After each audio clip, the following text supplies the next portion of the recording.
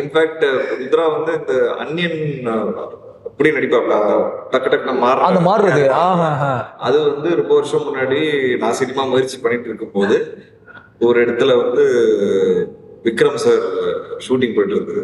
Okay. அப்போ போகும்போது sir sir ஞாபகம் இருக்காது ஆப்வியஸா விக்ரம் சாருக்கு.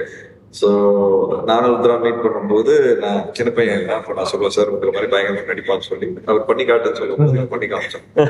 பயங்கரமா பாராட்டேன். ஸோ அப்போதுல இருந்தே எனக்கு வந்து சின்ன வயசுல இருந்தே படம் பார்த்து இமிட்டேட் பண்ணி அதே மாதிரி நடிக்கிற பழக்கம். ஸோ ஐ திங்க் நிறைய இந்த மாதிரி நிறைய படங்கள் நாம அதே மாதிரி 2 வந்து ரஜினி சார் படம், பாஷா வந்து சிவாஜி வந்து 2 படமும் நாங்க வந்து நிறைய ரீவாட்ச் பண்ணிருக்கிறோம் ஒன்னா உட்காந்து. பாஷா வரும்போது நான் பிறக்கல, அவர் தான் என்ன வந்து பாஷா இந்த படம் பாரியா இந்த நான் வந்து ரஜினி சாரோட படங்கள் எந்த படம் ரிலீஸ் ஆகலாம் தேட்டர் போய் பார்ப்பேன்.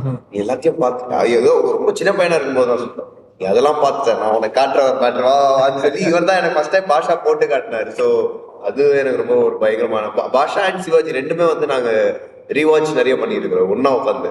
எந்த படம் பார்த்தாலும் அந்த கேரக்டர் மட்டும் சிவாஜி வீட்டுக்கு வந்து இந்த டூத் பிக் டப்பா வரும் தெரியுமா, படக்குன்னா அதோட இது வரும் வெளியில, படக்குன்னு இந்த கையில குடிப்பாரு ஸ்டைலா